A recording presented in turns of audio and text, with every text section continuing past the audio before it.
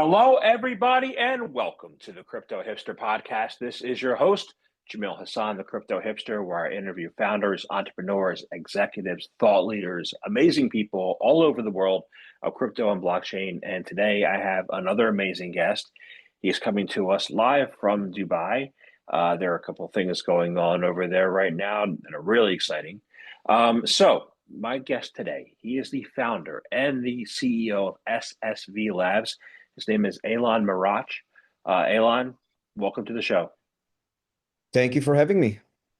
You're very welcome. Thank you for joining me. I'm looking forward to a conversation, and I'm excited about it because I think it's going to be really fascinating. So let's talk. Let's kick things off.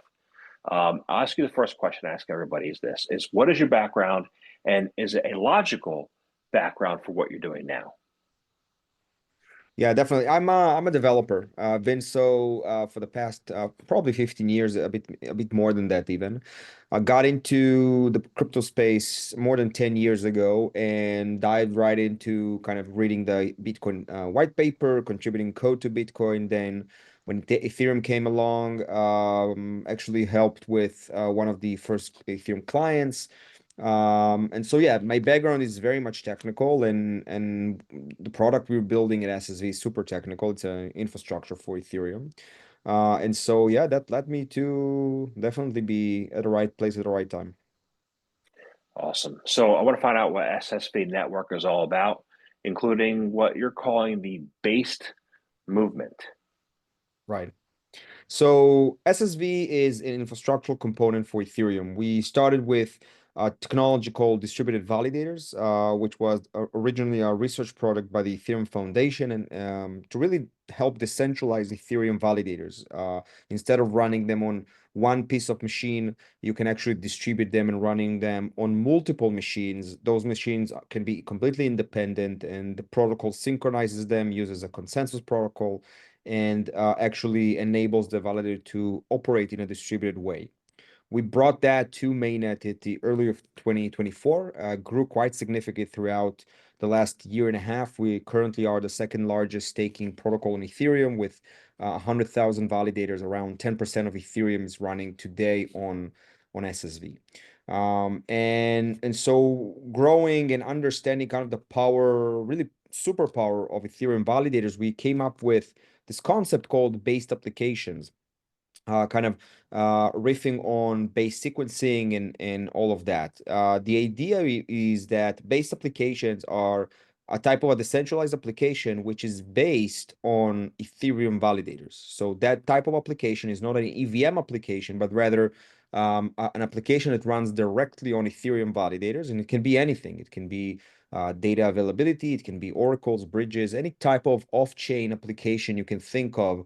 Even L1s can run as based applications on Ethereum, where the idea is that Ethereum has the most diverse, largest, and really the most amazing validator set on earth. And we want to repurpose that to actually do more things outside of just the EVM, securing the EVM. And by doing so, we can introduce a whole marketplace of new rewards that validators on Ethereum can have. And that has a lot of secondary and tertiary effects on Ethereum and a lot of positive contribution back to Ethereum. Got it. So maybe I've collapsed these two things over the years, right? I'm thinking that EVM, the Ethereum virtual machine, and Ethereum validators are on the same system. I didn't see them as Right. being two separate things. So could you So they help me? are, so yeah. So the Ethereum state is run by Ethereum validators. So each validator votes on what he thinks the state of Ethereum is. If enough validators do so, they come to a consensus, and then that's the actual state of Ethereum. And so the state of Ethereum only and with it in it the kind of the state of the EVM only really exists as a consensus between a bunch of validators. It doesn't exist anywhere else, right? And so the validators are Ethereum in that sense. If tomorrow you'll swipe it with all of the validators to another set of validators with another software, that Ethereum will be something completely different. And so Ethereum is the validators.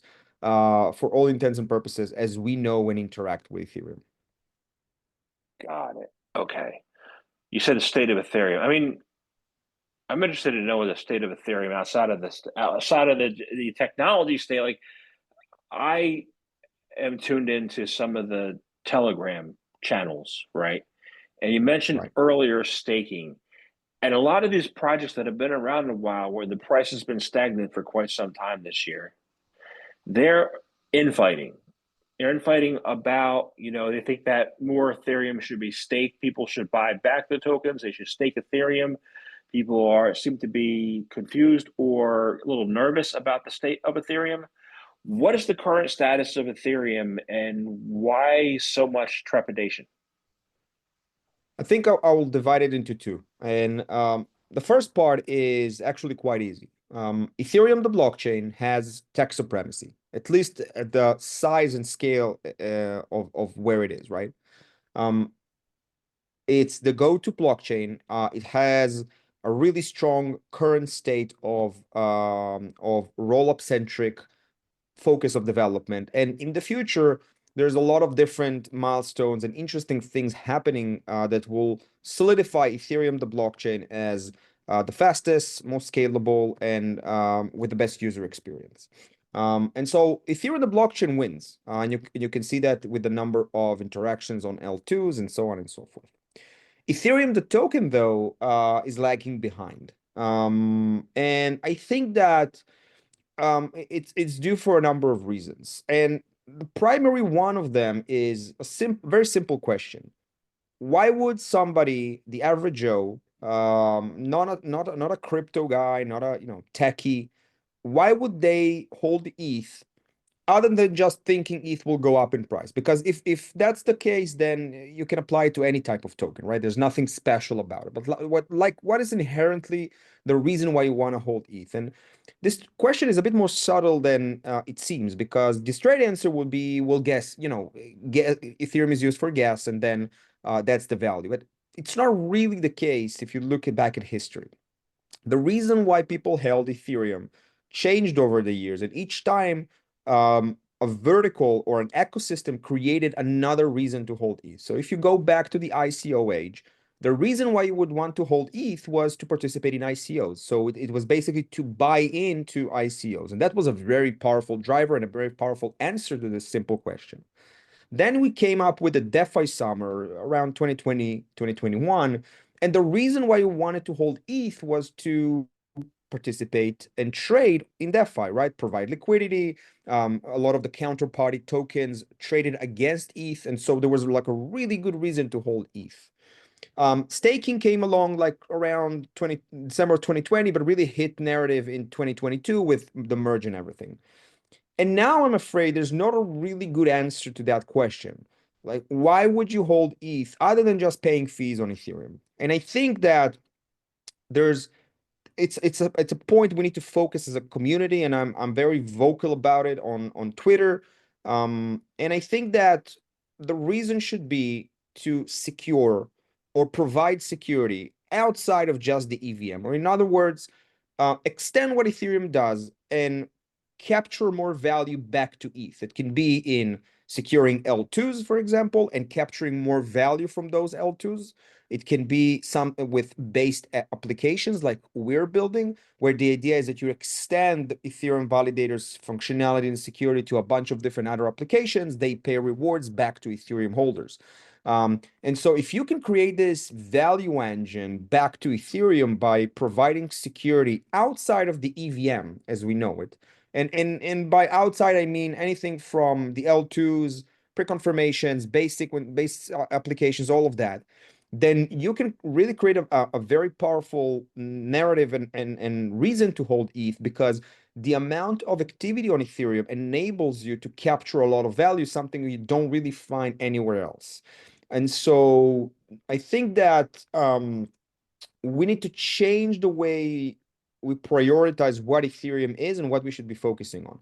The technology is amazing. We should be focusing on the technology, but I think we're now at a point where it's not just the the crypto dudes of the world. You need to convince the broader audience, especially with the current administration in the US, which opens up the door for a lot of different people to join and interact with crypto. They don't understand what decentralization is or what TPS is and all of those terminology. They simply want a really robust infrastructure, which Ethereum is, and they want a good narrative. And I think Ethereum is lacking in the narrative department. Yeah, I would agree right now. So I like to walk back of the history. I was ICO advisor. I participated in DeFi Summer. NFTs. You didn't mention NFTs, but artists made money for the first time in their lives, which is great. But you're saying that your Ethereum requires really the future of Ethereum requires that narrative, requires really a renaissance, right? Yeah. So what does that renaissance look like? I think this renaissance is the idea that as we scale crypto in general, not Ethereum, Ethereum is the go-to blockchain for all of those new avant-garde, innovative things you can build on from the real world back to crypto. So, we're talking about RWAs, we're talking about trading, we're talking about ETFs already doing both trading and stake, like all of those things coming from the kind of the TradFi, as we like to call it. And just the average Joe wanting to kind of interact with crypto. We need to make sure it's Ethereum that is the one used by as an infrastructure, which I think we're are a really good position there. But we also need to make sure that people want to buy in to the ecosystem by purchasing ETH tokens, and we cannot diverge the two. We cannot have a really successful Ethereum blockchain and a lagging behind ETH token. We can't, because Ethereum will fail otherwise. So we need to get the narrative straight. And I think it comes back to three things. One, and I'm very vocal about it on Twitter with my limited reach. So I think one is, good old PR and marketing. We need people on the ground talking about Ethereum, communicating, educating, et cetera, et cetera. Number two is user experience. We need things like synchronous composability and all of those things, which are highly technical, but are providing a great user experience. And ultimately, we need value capturing back to ETH. And so that's what I think we should be talking about as a community. That's why I went and kind of said that the recent priorities that the EF kind of published are wrong. Those are not the priorities we should have. And again, it obviously I'm very passionate about it. We're actually trying to improve that within SSV, but it is the fate of Ethereum is that, like, if this divergence between ETH the token and ETH the blockchain continues, we'll see much more fear by people to actually use Ethereum. Okay, so let's take three of those. Let's take those three priorities, right, that you just mentioned, right? How do you achieve what's the best path forward to each of those three? So PR and marketing, the best way forward is just putting it as one of the priorities. Like, if you go back 2 years ago and from the beginning of Ethereum until 2 years ago, Vitalik was really the face of Ethereum. The genius boy that comes and despite all odds, he's the smartest guy in the world, etc. That was the narrative, and people really believed that. But now it's kind of shifted, both because Ethereum grew up, Vitalik grew up, like things change in that regard. And so we need now to the EF to actually prioritize PR and marketing. We need people when there's a big conference on Wall Street or in Asia, we need people from Ethereum representing Ethereum the same way as other blockchains are doing. It's not beneath us. It's not countercultural. It is what it is. It's communicating, educating about Ethereum. If ultimately you have a big bank always meeting Solana for the first time, you can talk about technology as much as you want, but ultimately you put a face to the technology and they will go with Solana. And so hopefully, thankfully it doesn't happen yet, but I mean, if it does continue, what will happen. So PR and marketing, it's a matter of priority. Number two is user experience, and in that regard, I think we're in a good on the right path. Justin Drake is leading the working force on synchronous composability, which will basically make atomic transactions between L2s and L1 fast as lightning and also atomic, which means that you can trade between, let's say, you want to sell an asset on base and move it away to whatever Arbitrum. You can do that in one transaction, atomic transaction, and pre-confirmations will enable you to do that with sub 100 millisecond confirmation times. Best user experience in the world. If we can reach that in 12 months, we're golden. The value capturing is a bit more difficult because I think that Ethereum, the community, is not ready to talk about the problem of ETH, the token.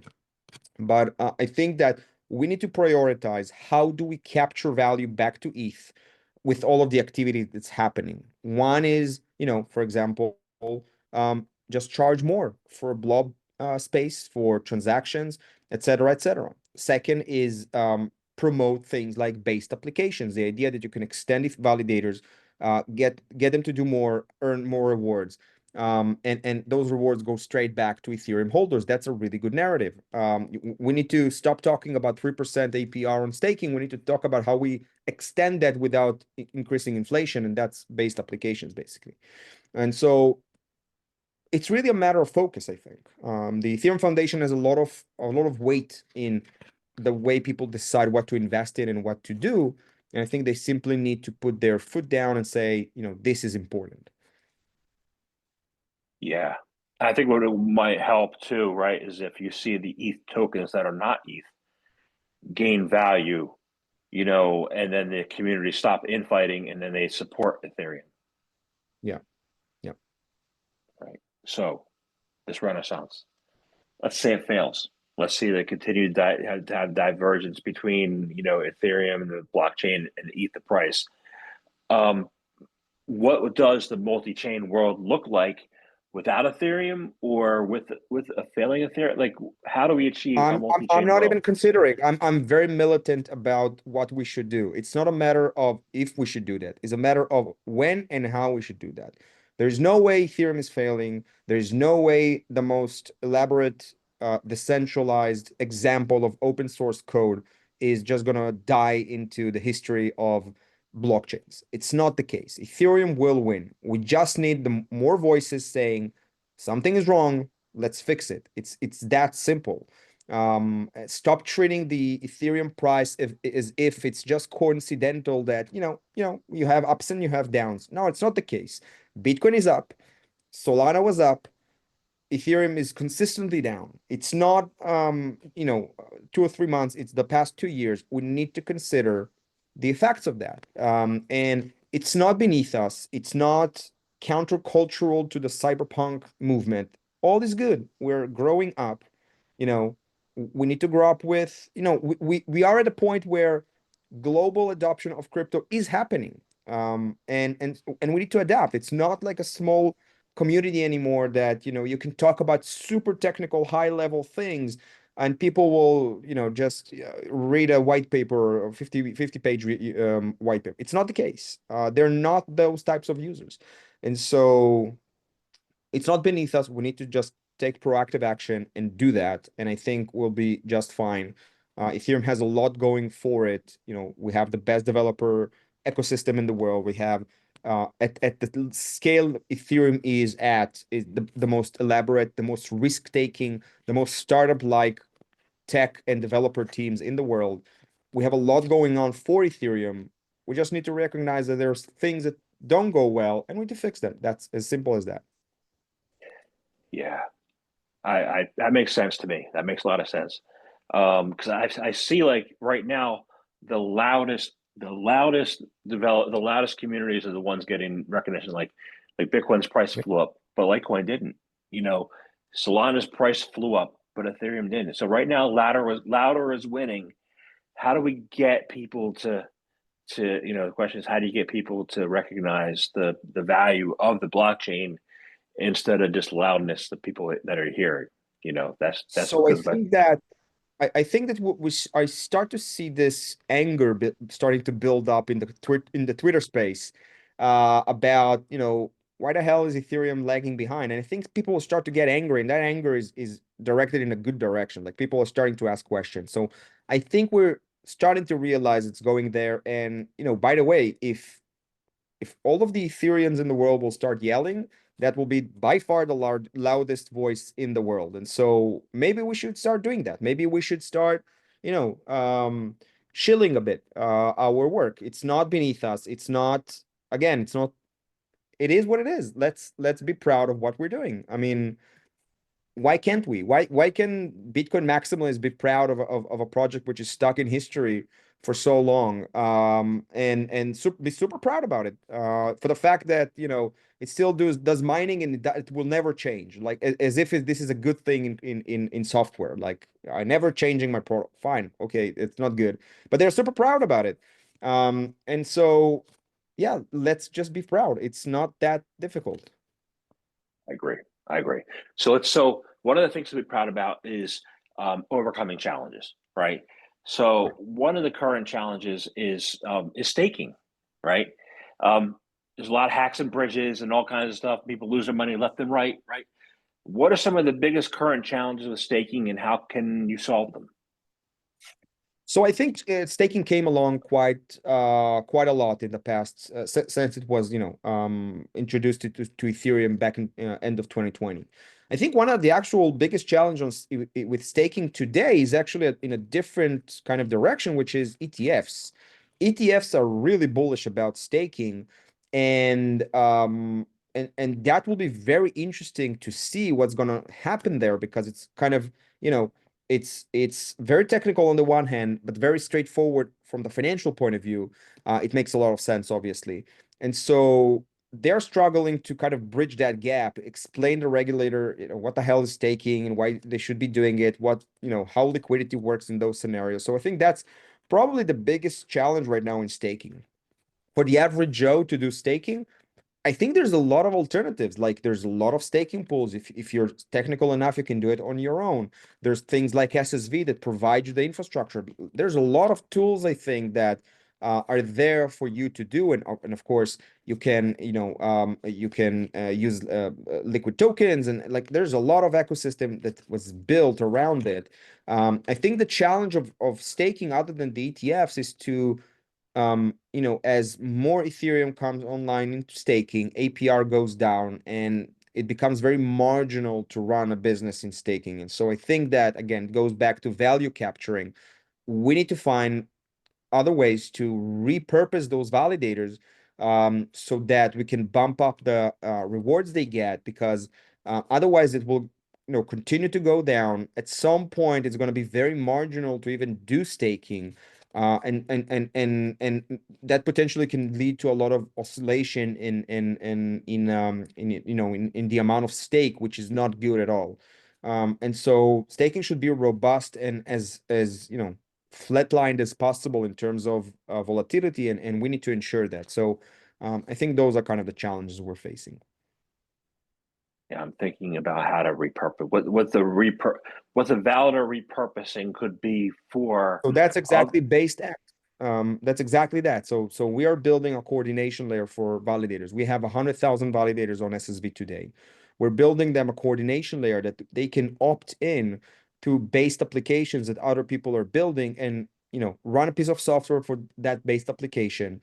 It's all based on the actual validators that run. Like, the entity of the validator is on-chain verifiable. You can see the performance, et cetera, et cetera. So you can, as a validator, you can on SSV opt in, run a piece of software for another protocol using your validator as the baseline for security, and then earning extra rewards. And so that's exactly what we're building. It's the repurposing of validators to do more things and earn more rewards. And I think that will be transformational for both of obviously staking, but at the larger scale, Ethereum value, if you will. got it.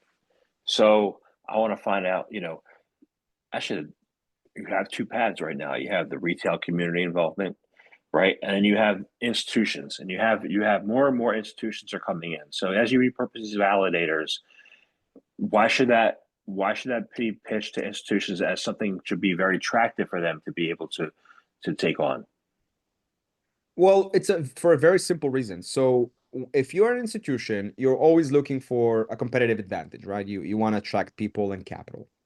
The problem, not the problem, but like the characteristics of staking is everyone earns the same.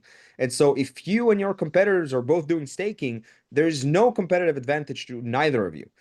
But if with based applications, you can all of a sudden, because it's like a marketplace, it's a blue ocean of opportunity, you can create different strategies suited for specific targets and users, and then actually create differentiation between you and your competitors. And so from the institutional point of view, it makes a lot of sense because it creates them the opportunity to create uniqueness. And that's exactly what businesses should be doing.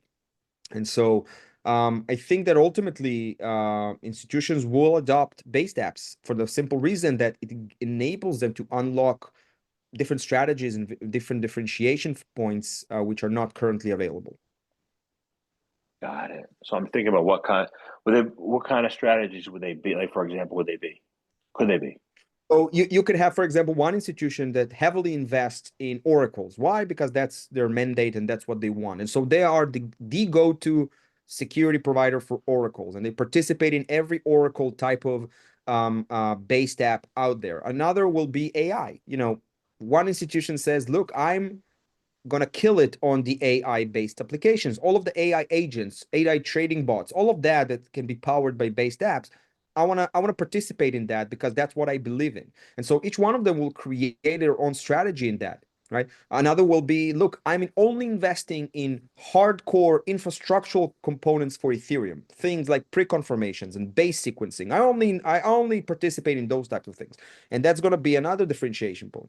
So there's going to be a lot of combinations in those ways that you can, as an institution, but not just an institution, like everyone who runs a validator can create their own strategy of how to maximize, their belief system and their ultimately their rewards they get by participating in different based applications.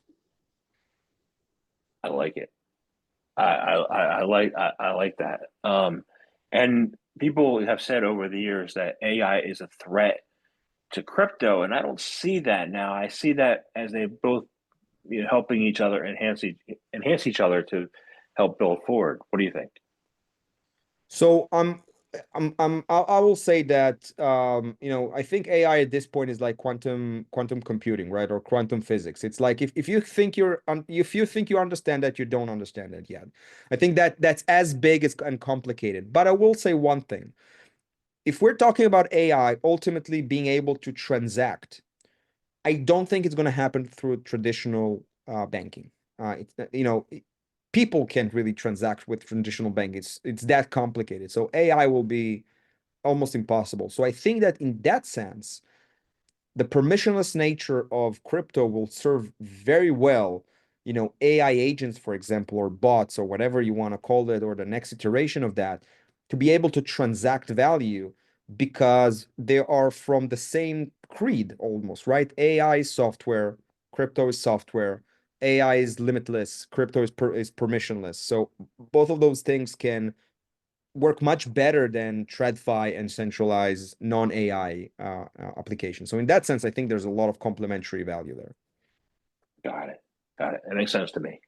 Um, so, um, yeah. So the next year for Ethereum, then the next year for you guys, you know, um, what do you think is going to happen over this next year? My goal for the next year is to show the Ethereum ecosystem that based applications are a real thing and create value, and convince everyone that value capturing by ETH holders is paramount to the success of Ethereum. Got it. Well, that sounds wonderful to me. So I want to thank you very much for your time today. I enjoyed this conversation. It was fun. It was amazing. Thank you. My one last Thank question. you. My last question is this. It's real simple. How can people find out more information about you, about SSV? How can they start using you guys to build value capture for themselves? How can they do that? So if you want to learn more about SSV, just go to ssv.network, as simple as possible. We have all the information there. And if you want to hear me personally talking about more about the challenges of Ethereum, what I think Ethereum should be doing, and in generally just boosting morale really in hardships, yeah, just look for me on Twitter. I'm pretty active there. Awesome. Thank you very much for your time today. Thank you for having me.